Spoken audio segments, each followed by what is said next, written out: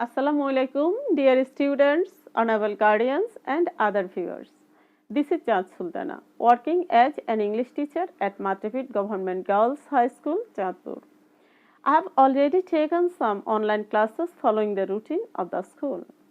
In its continuation, I am going to take another class.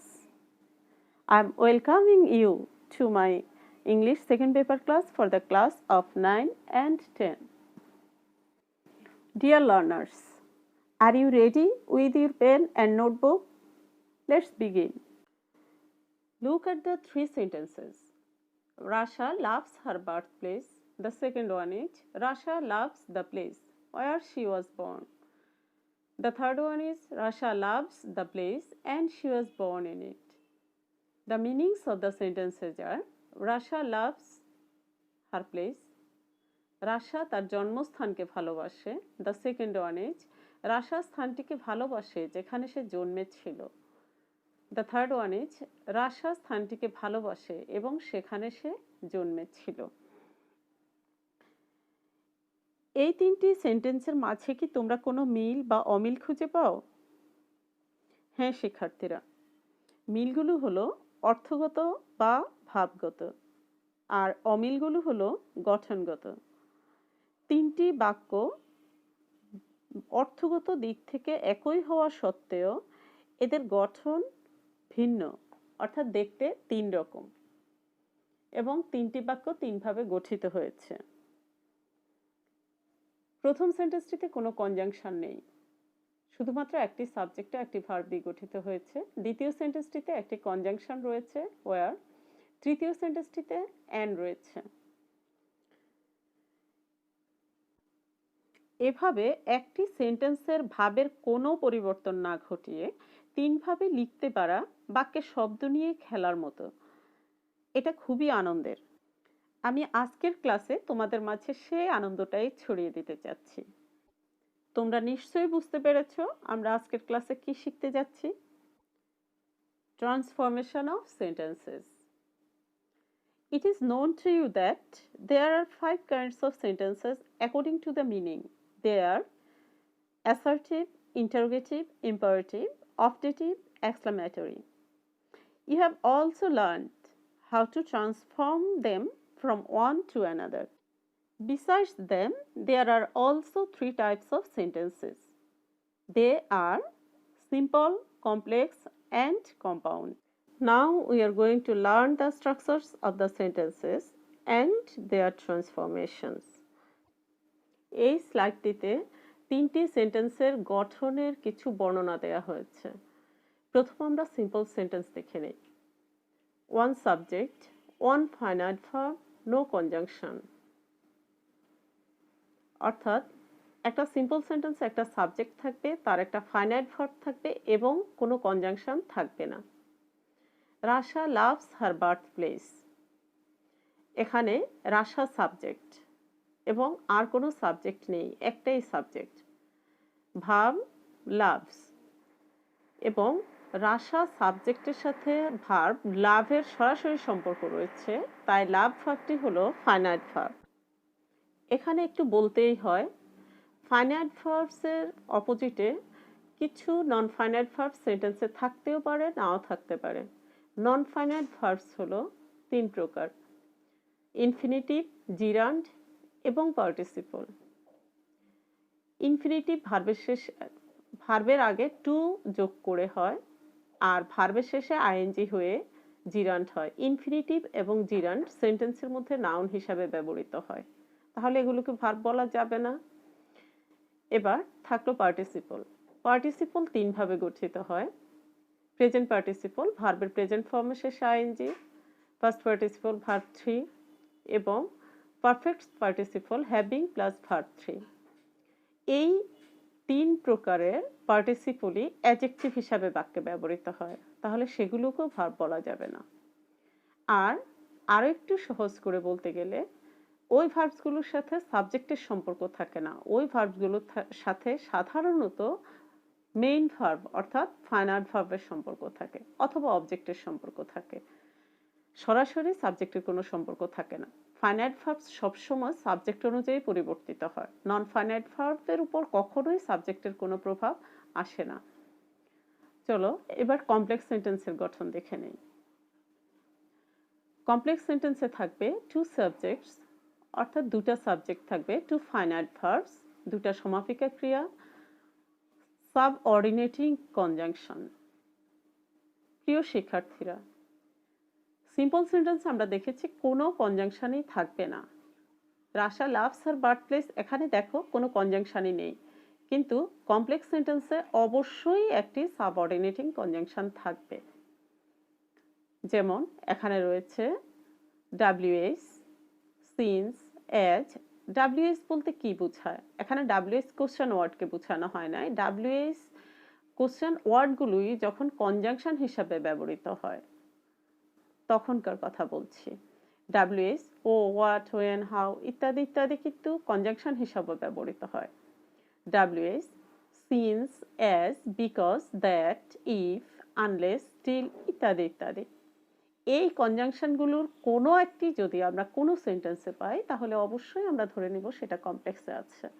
তাহলে complex চিনার জন্য আমাদের সবচেয়ে বড় শর্ত হলো সেই সেন্টেন্সে কোনো একটি সাবঅর্ডিনেটিং কনজাংশন। এবার দেখে নেই নিচের উদাহরণটি এই শর্তগুলো কতটুকু মেনেছে। Rasha loves the place where she was born. এখানে রাশা এবং শি দুটি সাবজেক্ট রয়েছে, দেখতে পাচ্ছ? রাশার ভার্ব লাভ এবং শি এর ভার্ব ওয়াজ বর্ন রয়েছে। এখানে বর্ন ভার্বটি প্যাসিভ ফর্মে রয়েছে এবং সবচেয়ে বড় শর্ত যেটা সেটা হলো সাবঅর্ডিনেটিং কনজাংশন হোয়ার। তাহলে নিঃসন্দেহে আমরা বাক্যটিকে কমপ্লেক্স সেন্টেন্সে বলতে পারি। এবার দেখে নেই কম্পাউন্ড সেন্টেন্স কিভাবে গঠিত হয়। কম্পাউন্ড সেন্টেন্সে থাকবে two subjects, two finite verbs, যেটা আমাদের কমপ্লেক্স সেন্টেন্সও ছিল, কিন্তু পার্থক্যটা হচ্ছে কমপ্লেক্সে ছিল সাবঅর্ডিনেটিং কনজাংশন, এবার হলো coordinating conjunction.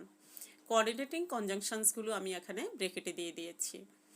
and, but, or, either or, neither nor, not only but also, therefore, etc.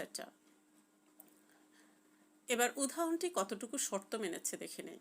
Russia loves the place and she was born in it. এখানেও দেখো রাশা এবং শি দুটা সাবজেক্ট রয়েছে, প্রথম শর্ত হয়েছে। এবার দ্বিতীয়, two finite verbs loves and was born, দুটি ভার্বস রয়েছে। এবার যেটা গুরুত্বপূর্ণ শর্ত সেটা হলো কোঅর্ডিনেটিং কনজাংশন আছে কি? হ্যাঁ, অ্যান্ড। তাহলে দেখো কমপ্লেক্স আর কম্পাউন্ড সেন্টেন্সের মধ্যে পার্থক্য মূলত হচ্ছে কনজাংশনের বেলায়। সেজন্য তোমাদেরকে কনজাংশনগুলোকে বুঝো আর না বুঝো মুখস্থ করে ফেলতে হবে। কমপ্লেক্স সেন্টেন্সের কনজাংশনগুলো দেখলেই তোমরা বুঝতে পারবে এটা কমপ্লেক্স সেন্টেন্স, এবং কোঅর্ডিনেটিং কনজাংশন দেখলেই বুঝতে পারবে এটা কম্পাউন্ড সেন্টেন্স। তাহলে কমপ্লেক্স সেন্টেন্স তুমি চিনতে পারলে সহজেই কম্পাউন্ড করতে পারবে এবং সেটাকে সিম্পল করতে পারবে, অর্থাৎ অন্য সেন্টেন্সে নিতে পারবে। একটি সেন্টেন্স তুমি ভালো করে না চিনলে অন্যটাতে নেওয়া খুব কঠিন হয়ে পড়বে তোমার জন্য। এবার আমরা একটু অন্যভাবে সিম্পল, কমপ্লেক্স, কম্পাউন্ড সেন্টেন্স চেনার চেষ্টা করি। আসলে সিম্পল, কমপ্লেক্স, কম্পাউন্ড এগুলো তো সেন্টেন্স, আর এই তিন ধরনের সেন্টেন্স চিনতে গেলে প্রথমত সেন্টেন্স সম্পর্কে ভালো ধারণা থাকতে হবে।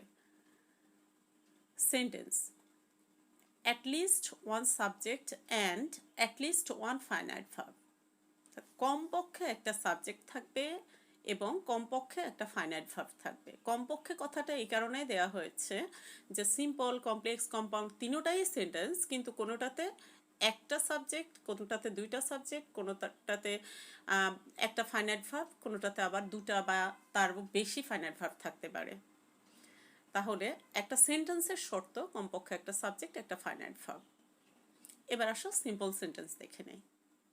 সিম্পল সেন্টেন্স রাশা লাভস হার বার্থপ্লেস, যেটা আমরা আগেই করেছি, রাশার সাবজেক্ট, লাভ ফাইনাইট ভার্ব। এবার কমপ্লেক্স সেন্টেন্স দেখে নেই। আসলে এই স্লাইডটা করা হয়েছে ক্লজ সম্পর্কে তোমাদেরকে হালকা একটু ধারণা দেওয়ার জন্য, অর্থাৎ ক্লজের উপর ভিত্তি করে কিভাবে এই সেন্টেন্সগুলো গঠিত হয় সেটা বোঝানোর জন্য।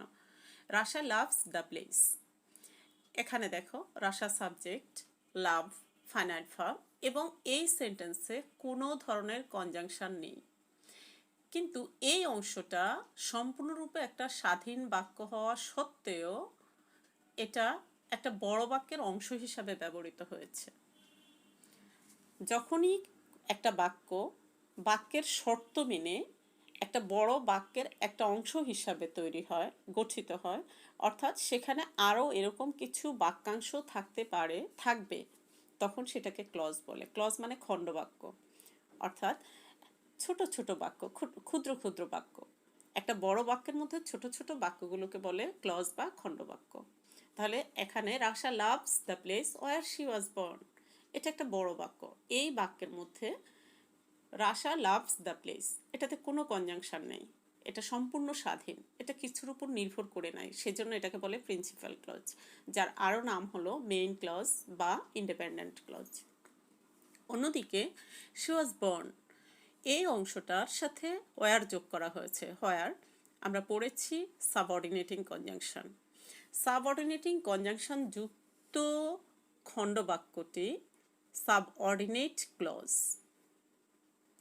তাহলে এখানকার আমাদের শিক্ষা হলো যেই অংশে বাক্যের কোনো, অর্থাৎ যেই ক্লজটিতে কোনো কনজাংশন থাকবে না সেটা হলো প্রিন্সিপাল ক্লজ, আর যেই ক্লজটিতে কি থাকবে, সাবঅর্ডিনেটিং কনজাংশন থাকবে সেটা হলো সাবঅর্ডিনেট ক্লজ। আর একটি সাবঅর্ডিনেট ক্লজ যুক্ত সেন্টেন্স, অর্থাৎ যে সেন্টেন্সে একটা প্রিন্সিপাল ক্লজ এবং একটা সাবঅর্ডিনেট ক্লজ থাকবে, সেটাই হলো কমপ্লেক্স। এবার কম্পাউন্ড সেন্টেন্স। কম্পাউন্ড সেন্টেন্সটিতে রাশা লাভস দ্য প্লেস এবং she was born in it, দুটা অংশই একটি স্বাধীন বাক্যের অর্থ মেনেছে, কিন্তু একটা বড় বাক্যের অংশ হিসাবে ব্যবহৃত হয়েছে। আর বড় বাক্যটি গঠিত হয়েছে দুটা বাক্য অ্যান্ড দ্বারা যুক্ত হয়ে। অ্যান্ড একটি কোঅর্ডিনেটিং কনজাংশন। যখনই এরকম কোনো বাক্যাংশ কোনো কোঅর্ডিনেটিং কনজাংশন দ্বারা যুক্ত হয় তখন এদেরকে বলে কোঅর্ডিনেট ক্লজ। কোঅর্ডিনেট ক্লজের অপর নাম হলো principal clause. Now let me know how much you have learned from the previous slides. For that, you have to look at the following 3 sentences and write what type of sentence each of them is. The first one is, the man is dishonest, but his father is honest. The second one is, I don't know his name. The third one is, as he was ill, he couldn't go to school. Write the answers. Match them. The first one is compound. The second one is simple. And the last answer is complex.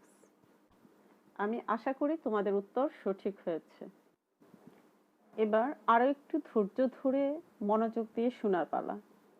প্রথম রুলটি ভালো করে বুঝলে আমি আশা করি পরবর্তী রুলসগুলো তোমাদের জন্য খুব সহজ হয়ে যাবে। তাহলে চলো আমরা পরিবর্তনের নিয়মগুলো শিখে নেই। আমরা প্রথমেই শিখে নেব, যদি কোনো সিম্পল সেন্টেন্সে টু প্লাস ভার্ব ওয়ান থাকে, অথবা in order to plus verb one থাকে, অথবা with a view to plus verb one থাকে, আমরা কিভাবে কমপ্লেক্স করব। কমপ্লেক্স করার সময় আমরা ইউজ করব সো দ্যাট, আর কম্পাউন্ড করার সময় ইউজ করব অ্যান্ড। এবার আমরা রুলটির আলোকে সিম্পল থেকে কমপ্লেক্স করা বুঝে নেই। সিম্পল সেন্টেন্সটি ভালো করে লক্ষ্য করে বুঝে কমপ্লেক্সে যাওয়ার কথা ভাবতে হবে। সিম্পল সেন্টেন্সটি হলো, we go to school two gain knowledge. প্রথমে বুঝে নেই এটি কেন সিম্পল সেন্টেন্স। এই সেন্টেন্সে রয়েছে একটি সাবজেক্ট উই, সেই সাবজেক্টে রয়েছে একটি finite verb go. We go, আমরা যাই। এখানে সাবজেক্টের সাথে ভার্বের সরাসরি সম্পর্ক রয়েছে এবং টেন্স অনুযায়ী ভার্বটি ব্যবহৃত হয়েছে, তাই এটি ফাইনাইট ভার্ব। তারপর রয়েছে টু প্লাস স্কুল। স্কুল ওয়ার্ডটি নাউন, যা আমাদের সূত্রের সাথে মিলছে না, আমাদের সূত্রে রয়েছে to plus verb one, to plus noun নয়। তারপর রয়েছে টু গেইন, অর্থাৎ টু প্লাস ভার্ব ওয়ান, যা আমাদের রুলটিকে অনুসরণ করেছে। তাহলে সেন্টেন্সটি নিঃসন্দেহে টু প্লাস ভার্ব ওয়ান যুক্ত একটি সিম্পল সেন্টেন্স। এবার দেখি কিভাবে কমপ্লেক্স করতে হয়। সেন্টেন্সটি সাবজেক্ট ও ফাইনাইট ভার্ব অপরিবর্তিত রূপে কমপ্লেক্সে লিখে ফেলতে হবে। লিখে নিলাম। এবার টু প্লাস ভার্ব ওয়ান অর্থাৎ টু গেইন অংশটির সাবঅর্ডিনেটিং কনজাংশনযুক্ত সাবঅর্ডিনেট ক্লজে রূপান্তর করতে হবে। উপরের so that plus subject plus can or could plus verb নিয়মটি অনুসরণ করে। তাই লিখে নিলাম সো দ্যাট, তারপর সাবজেক্ট উই। সিম্পলে ফাইনাইট ভার্বটির একটি সাবজেক্ট রয়েছে, তা লিখে নিলাম উই। কুড লিখে নিলাম ক্যান। কুড কেন লিখিনি, তার কারণ হলো ফাইনাইট ভার্বটি প্রেজেন্ট টেন্সে রয়েছে। যদি এখানে গো না থেকে ওয়েন্ট থাকতো তাহলে আমরা কি লিখে নিতাম, কুড লিখে নিতাম। ভার্ব ওয়ান গেইন, তারপর সেন্টেন্সের বাকি অংশ নলেজ। আমাদের কমপ্লেক্স সেন্টেন্স হলো we go to school so that we can gain knowledge. আশা করি তোমরা বুঝতে পেরেছ। এবার যদি ভাইস ভার্সা করতে চাই তাহলে আমরা কিভাবে করব? সবসময় মনে রাখবে সেন্টেন্সের মূল অংশ অর্থাৎ সাবজেক্ট প্লাস ফাইনাইট ভার্ব, এই অংশটার কোনো পরিবর্তন করতে হয় না। পরিবর্তন করতে হয় কমপ্লেক্স থেকে সিম্পলে যাওয়ার সময় সাবঅর্ডিনেটিং কনজাংশনটাতে। সাবঅর্ডিনেটিং কনজাংশনযুক্ত অংশটাকে ছোট করে ফেলতে হয়, অর্থাৎ সাবঅর্ডিনেটিং কনজাংশন উঠিয়ে দিয়ে সিম্পলের শর্ত অনুযায়ী কাজ করতে হবে। যেহেতু এখানে সো দ্যাট আছে, সো দ্যাটের পরিবর্তে আমরা উল্টো দিকে গেলে সো দ্যাটের পরিবর্তে আমরা লিখব টু, এবং সো দ্যাট থেকে গেইন পর্যন্ত সো দ্যাট থেকে শুরু করে ভার্বের আগ পর্যন্ত অর্থাৎ ক্যান বা কুড পর্যন্ত বাদ হয়ে যাবে। তারপর লিখব টু এর পর ভার্ব ওয়ান আর বাকি অংশ।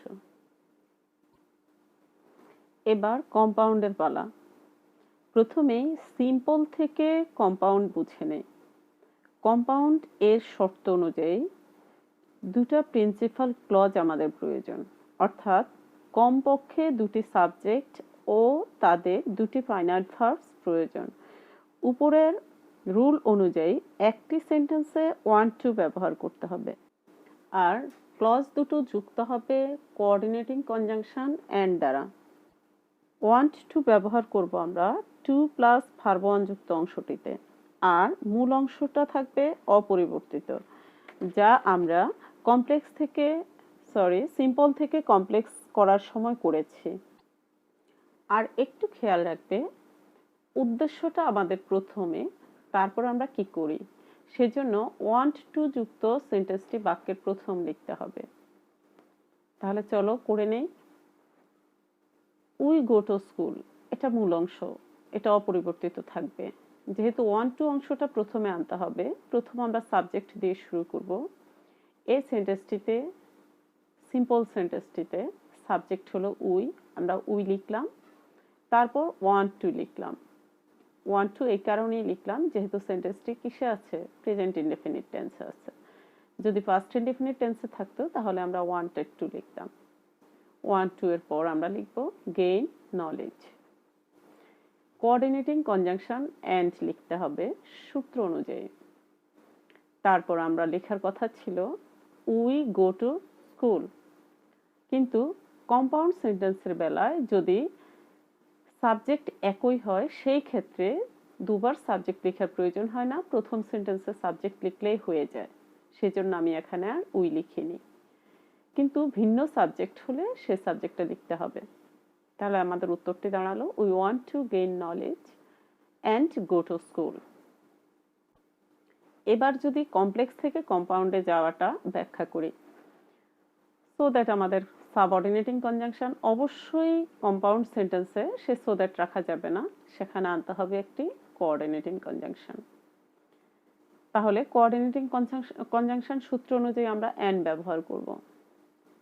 মূলত কমপ্লেক্স থেকে কম্পাউন্ড করাটা একটু সোজা। তাহলে আমরা প্রথম সাবজেক্ট লিখলাম উই, কম্পাউন্ডের সূত্র অনুযায়ী সো দ্যাট থাকলে লিখতে হবে ওয়ান্ট টু, লিখলাম ওয়ান্ট টু।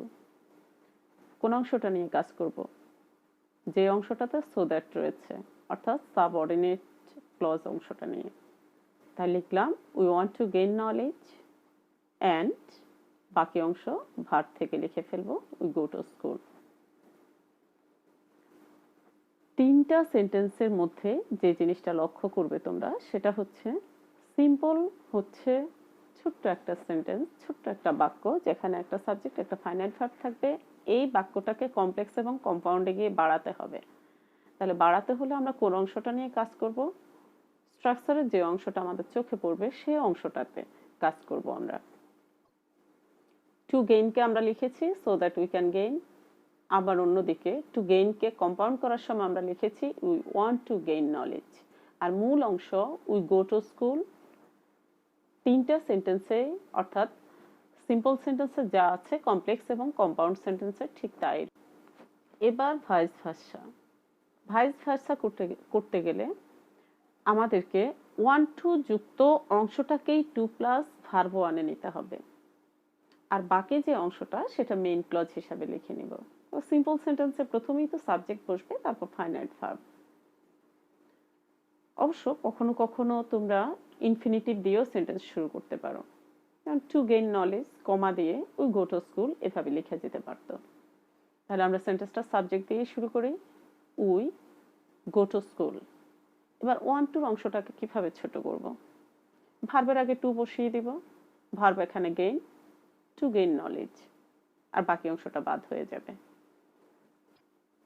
এবার কমপ্লেক্সে যাওয়া, ঠিক সিম্পলে যাওয়ার মতোই কমপ্লেক্সেও আমরা মেইন অংশটা রেখে দিব উই গো টু স্কুল, আর ওয়ান টুর অংশটাকেই কাজ করব। ওয়ান টুর অংশটার জন্য আমাদেরকে স্ট্রাকচার অনুযায়ী প্রথমে সো দ্যাট লিখতে হবে, তারপর subject we can plus verb one gain, we can gain knowledge. তাহলে সার্বিক আলোচনায় এতটুকু তোমরা মনে রাখবে যে সূত্রের যে অংশটা তুমি খুঁজে পাবে সেন্টেন্সের মধ্যে ঠিক সেই অংশটাকে নিয়েই তোমাকে কাজ করতে হবে, বাকি অংশটা সাধারণত মেইন ক্লজ থাকে। আমি আবারও বলছি, তোমরা সূত্রের অংশটা নিয়েই কাজ করবে, বাকি অংশটা মেইন ক্লজ, সেটাকে তেমন একটা পরিবর্তন করতে হয় না। এবার তোমাদের জন্য নিচে একটি বাক্য দেয়া হলো, we should take physical exercise to keep ourselves fit. এই সেন্টেন্সটি কোন ধরনের সেন্টেন্স বুঝতে পেরেছো? সিম্পল সেন্টেন্স, যেহেতু এখানে সাবজেক্ট উই রয়েছে আর মেইন ভার্ব হিসেবে এখানে টেক রয়েছে, অর্থাৎ উই সাবজেক্টটির ফাইনাইট ভার্ব এখানে টেক রয়েছে, এবং অন্যদিকে টু প্লাস ভার্ব ওয়ান অর্থাৎ ইনফিনিটিভ রয়েছে এখানে। তাহলে এটা আমাদের এই সূত্র অনুযায়ী করা যাবে, টু প্লাস ভার্ব ওয়ানের সূত্র অনুযায়ী। আমি আশা করি তোমরা তোমাদের খাতায় এটা প্র্যাকটিস করে নেবে। এই স্লাইডটিতে টু প্লাস ভার্ব ওয়ান এর পাশাপাশি ইন অর্ডার টু এবং with a view to plus ভার্বের শেষে আইএনজি দেওয়া হয়েছে, এবং কমপ্লেক্স সেন্টেন্সে সো দ্যাটের পাশাপাশি in order that plus subject plus can oblique could plus verb one দেওয়া হয়েছে। টু প্লাস ভার্ব ওয়ানের ব্যবহার তোমরা যেভাবে করবে ঠিক সেভাবেই তোমরা in order to plus verb ওয়ানের ব্যবহার করবে। একই ক্ষেত্রে তোমরা ইচ্ছা করলে উইথ এ ভিউ টু ব্যবহার করতে পারবে, তবে উইথ এ ভিউ টুর পর ভার্বের শেষে আইএনজি হবে। কমপ্লেক্স সেন্টেন্সও সো দ্যাটের মতো একইভাবে ইন অর্ডার দ্যাট ব্যবহার করে তারপর subject plus can oblique could plus verb one ব্যবহার করতে পারবে। এবার আমরা শিখে নিব বাই প্লাস ভার্বের শেষে আইএনজি যুক্ত কোনো সিম্পল সেন্টেন্সকে কিভাবে কমপ্লেক্স করতে হয় এবং কম্পাউন্ড করতে হয় এবং এদের ভাইস ভার্সা। প্রথমে আমরা সিম্পল থেকে কমপ্লেক্স করাটা শিখে নেই, উদাহরণের মাধ্যমে তা পরিষ্কার করি। By drinking a cup of tea you will feel fresh. আমরা পূর্বের স্লাইডটি অনুযায়ী main clause you will feel ফ্রেশকে অপরিবর্তিত রেখে দিব। কাজ করতে হবে by drinking a cup of tea. যেহেতু মেইন অংশের সাথে বাই প্লাস ভার্বের শেষে আইএনজি অর্থাৎ ড্রিঙ্কিং যোগ হয়েছে। তাহলে চলো করে নেই। কমপ্লেক্সে আমি প্রথমে লিখেছি ইফ, সূত্র অনুযায়ী ইফ লিখতে হয়েছে। ইফ সূত্রে দেখো অর্থাৎ রুলটিতে ইফের সামনে আমি কন্ডিশনাল কথাটা লিখেছি। কন্ডিশনালের শর্ত অনুযায়ী মেইন ক্লজটিতে যদি মডাল অক্সিলারি প্রেজেন্ট ফর্ম হয় অর্থাৎ shall, will, can, May, must, have to, has to ইত্যাদি থাকে, অথবা সেন্টেন্সটি প্রেজেন্ট ইনডেফিনিট থাকে, তাহলে ইফ যুক্ত সেন্টেন্সটিও প্রেজেন্ট ইনডেফিনিট টেন্সে হয়। তাহলে আমরা ইফের পর একটি সাবজেক্ট আনবো, অর্থাৎ সাবঅর্ডিনেটিং কনজাংশন আমি ইউজ করলে আমাকে নতুন একটি সাবজেক্ট আর ফাইনাইট ভার্ব আনতে হবে। তাহলে সাবজেক্ট এখানে ইউকে আমি লিখে দিলাম ইউ, তারপর আমি ভার্ব লিখলাম, অর্থাৎ ড্রিঙ্কিং ভার্বালটাকে নন ফাইনাইট ভার্বটাকে আমি ফাইনাইট ভার্বে রূপান্তরিত করলাম ড্রিঙ্ক লিখে, drink a cup of tea. তাহলে আমাদের সাবঅর্ডিনেট ক্লজটা রেডি হয়ে গেল। If you drink a cup of tea you will feel fresh. এবার ভাইস ভার্সা, ঠিক একইভাবে আমাদের সূত্র অনুযায়ী কমপ্লেক্সের যেই সূত্রটা আমরা খুঁজে পাবো সেই সূত্রটা ধরেই কাজ করব। কমপ্লেক্সের এখানে ইফ সূত্রটি আমরা পাচ্ছি, তাহলে আমরা ইফের অংশেই কাজ করতে হবে, বাকি অংশ অপরিবর্তিত রেখে দিব। বাকি অংশ you will feel fresh simple সেন্টেন্সে অপরিবর্তিত অবস্থায় রেখে দিয়েছি। আর by drinking a cup of টিকে আমি সাবঅর্ডিনেট ক্লজে পরিণত করেছি। আর ইফ ইউ ড্রিঙ্ক টি, ইফের পরিবর্তে বাই লিখেছি, আর বাইয়ের পর ভার্বের শেষে আইএনজি ড্রিঙ্কিং লিখেছি। তাহলে by drinking a cup of tea you will feel fresh. আমাদের উত্তরটি হলো এরকম। এবার আসো কিভাবে সিম্পল থেকে কম্পাউন্ডে নিতে হয় এবং কম্পাউন্ড থেকে সিম্পলে আনতে হয় সেটা শিখে নেই। ঠিক একই কথা বারবারই বলতে হচ্ছে। সূত্রের অংশটা ধরে আমরা কাজ করব। সূত্রের অংশে আছে সিম্পল সেন্টেন্সে বাই প্লাস ভার্বের শেষে আইএনজি, আমাদের সেটাকেই কাজ করতে হবে, আর বাকি ইউ উইল ফিল ফ্রেশ সেটা ঠিক রেখে দিতে হবে। সূত্রটা দেখে নেই। কম্পাউন্ড সেন্টেন্স আমরা দুভাবে করতে পারি। কিভাবে? একটা ইম্পারেটিভ দিয়ে, আবার অ্যাসার্টিভ সেন্টেন্সের গঠন অনুযায়ী দুভাবেই করতে পারি। প্রথম কিভাবে ইম্পারেটিভ সেন্টেন্সের গঠন অনুযায়ী করতে হয় সেটা দেখাই দিচ্ছি। বাই প্লাস ভার্বের শেষে আইএনজি, এটাকে আমরা যদি ইম্পারেটিভে করি, ইম্পারেটিভের সূত্র হচ্ছে যদি সাবজেক্ট ইউ হয় তাহলে সাবজেক্ট বাদ দিয়ে ভার্ব থেকে সেন্টেন্স শুরু করতে হবে। এই ক্ষেত্রে ইম্পারেটিভের স্ট্রাকচারটি দাঁড়ায় ভার্ব ওয়ান প্লাস এক্সটেনশন। যদি এখানে সাবজেক্ট ফার্স্ট পারসন বা সেকেন্ড পারসন হতো তাহলে আমরা লেট দিয়ে সেন্টেন্সটি শুরু করতাম। তারপর আমরা লিখলাম and, drinking a cup of tea, and coordinating conjunction আমরা যোগ করলাম। আর কোঅর্ডিনেটিং কনজাংশনের পরে আমি লিখেছি ফিল ফ্রেশ। কেন ফিল ফ্রেশ লিখেছি, ইউ উইল কেন লিখিনি? আমাদের দুটো অংশের সাবজেক্ট একই, ইউ। ইম্পারেটিভের শর্ত অনুযায়ী প্রথমে আমি ইউ লিখিনি প্রথম অংশে, এবং একই সাবজেক্ট হওয়ার কারণে আমি দ্বিতীয় অংশেও লিখিনি, কারণ দ্বিতীয় অংশটিও একটি ইম্পারেটিভ সেন্টেন্স। আবার এটা মনে রাখবে, কম্পাউন্ড সেন্টেন্সে যদি দুটি ক্লজেরই একই সাবজেক্ট হয় এবং তাদের ফাইনাইট ভার্বের একই অক্সিলারি হয় তাহলে সাবজেক্ট এবং অক্সিলারি দ্বিতীয় অংশে বাদ যাবে। এবার আসো কিভাবে অ্যাসার্টিভ সূত্র অনুযায়ী কম্পাউন্ড করতে হয়। অ্যাসার্টিভ সেন্টেন্সের সূত্র অনুযায়ী আমরা শুড ব্যবহার করে কম্পাউন্ড করব। By drinking a cup of tea, ঠিক আবারও বলতে হচ্ছে by drinking a cup of tea, এই অংশটাতে আমাদের কাজ করতে হবে কারণ বাকি অংশটা মেইন ক্লজ। তাহলে ইউ উইল ফিল ফ্রেশ একটু রেখে দিলাম আমি, বাকি অংশ by drinking a cup of tea. By drinking a cup of tea এর এখানে সাবজেক্ট আমরা লিখতে হচ্ছে ইউ, কারণ অ্যাসার্টিভ সেন্টেন্স অবশ্যই সাবজেক্ট দিয়ে শুরু হবে। তাহলে ইউ লিখলাম, শর্ত অনুযায়ী শুড লিখলাম, শুডের পর ভার্ব ওয়ান লিখলাম, you should drink a cup of tea and will feel fresh. কেন আমি এখানে উইল লিখলাম? যেহেতু দুদিকে অর্থাৎ দুটি প্রিন্সিপাল ক্লজের দুরকম অক্সিলারি, সেহেতু আমি দুটি অক্সিলারি রেখে দিয়েছি। যদি এখানে you will drink a cup of tea হতো তাহলে হয়তো আমি শেষের সেন্টেন্স থেকে উইলটা বাদ দিয়ে দিতাম। এবার ভাইস ভার্সা, ইম্পারেটিভ দিয়ে শুরু হওয়া এবং অ্যান্ড যুক্ত কোনো কম্পাউন্ড সেন্টেন্সকে আমরা যখন সিম্পল করব তখন বাই প্লাস ভার্ব শেষ আইএনজি দিয়ে করে ফেলব। ঠিক একইভাবে সাবজেক্টের পর যদি শুড থাকে এবং বাক্যের মাঝখানে অ্যান্ড কনজাংশনটি থাকে তাহলে অবশ্যই আমরা একই সূত্র অনুসরণ করব। ঠিক একইভাবে আমরা কমপ্লেক্স সেন্টেন্সটি গঠন করে ফেলব ইফ দিয়ে। আর ইফ দিয়ে কিভাবে সেন্টেন্স গঠন করতে হয় আমি ইতিমধ্যে আলোচনা করেছি। এবার নিচের বাক্যটি দেখো, if you study regularly you can make a good result. তোমরা গঠন দেখে বুঝতে পেরেছো এটি কোন ধরনের বাক্য? এটি কমপ্লেক্স সেন্টেন্স। যেহেতু কমপ্লেক্সে আছে আমি তোমাদেরকে ইনস্ট্রাকশন দিয়েছি সিম্পল এবং কম্পাউন্ড করার জন্য।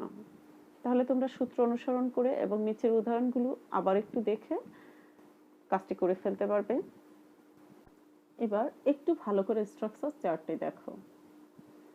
সিম্পল সেন্টেন্সে আমি লিখেছি ইন কেস অফ প্লাস ভার্বের শেষে আইএনজি।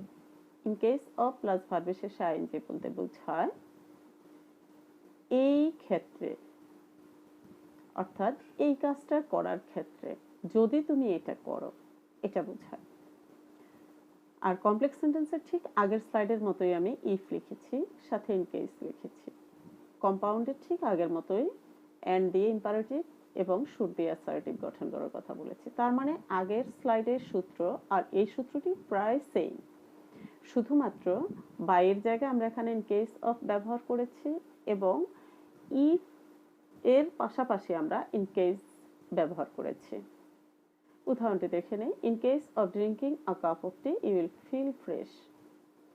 তাহলে বাই যেভাবে পরিবর্তিত হয়ে আমরা ইফে রূপান্তর করেছি, ঠিক এখানেও আমরা ইফ লিখেছি কমপ্লেক্সে, তবে এই ক্ষেত্রে একটু পরিবর্তন এনেছি, আমি ইন কেস লিখেছি। তোমরা ইচ্ছা করলে ইন কেস লিখতে পারো, তবে বেশিরভাগ ক্ষেত্রে ইফ লেখা হয়। In case you drink tea, আর বাকি অংশ ঠিক আগের মতোই আছে। এবার কম্পাউন্ড, ইম্পারেটিভ দিয়ে শুরু হওয়া এবং অ্যান্ড যুক্ত কোনো কম্পাউন্ড সেন্টেন্সকে সিম্পল করার সময় আমরা ইন কেস অফ প্লাস ভার্বের শেষে আইএনজি ব্যবহার করব। আর কমপ্লেক্স করার সময় ইফ অবলিক ইন কেস ব্যবহার করব। সিম্পলে ইন কেসের সাথে অফ আসবে, কিন্তু কমপ্লেক্সে ইন কেসের সাথে অফ আসবে না। এই কাজটি তোমরা পূর্বের স্লাইডকে অনুসরণ করেই করতে পারো। ইন কেস অফের স্থলে বাইকে ভেবে এবং ইফ অবলিক ইন কেস, এটা তো ঠিক আগের মতোই কন্ডিশনালের শর্ত অনুযায়ী হয়েছে।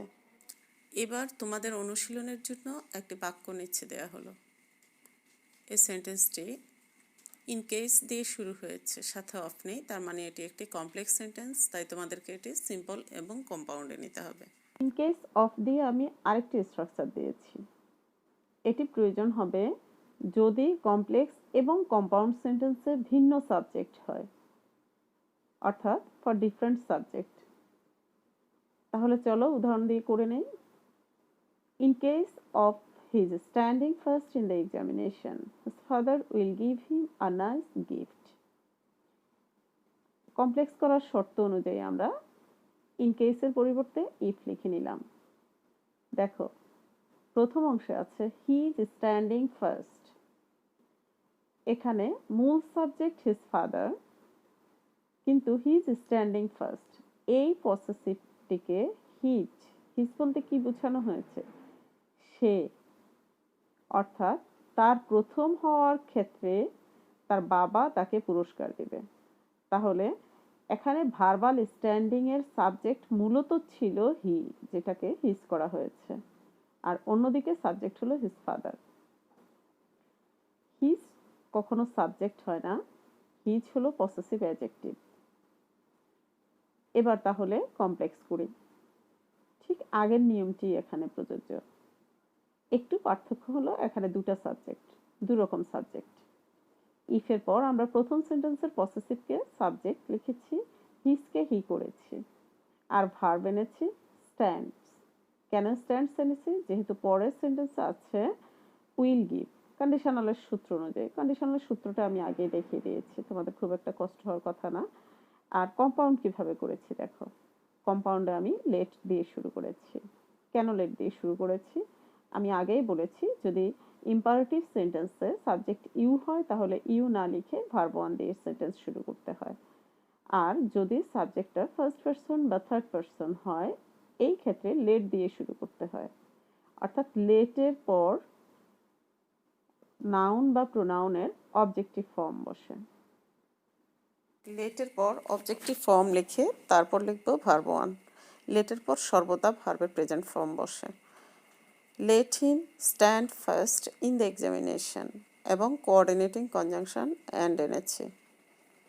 His father will give him a nice gift. আর সেন্টেন্সটিকে আমরা যদি অ্যাসার্টিভের সূত্র অনুযায়ী করি তাহলে হচ্ছে হি, এখানে অবজেক্টিভ ফর্ম হিম ছিল এবং সিম্পলে হিট ছিল, কমপ্লেক্সে যেটা সাবজেক্ট হিসাবে হি ছিল। He should stand first in the examination and his father will give him a nice gift. এবারও তোমাদের জন্য একটি সেন্টেন্স দেওয়া হলো যেটা তোমরা নিজেরা অনুশীলন করবে। তার জন্য ধন্যবাদ। সবাই ভালো থেকো, অন্যকে ভালো রেখো। আসসালামু আলাইকুম।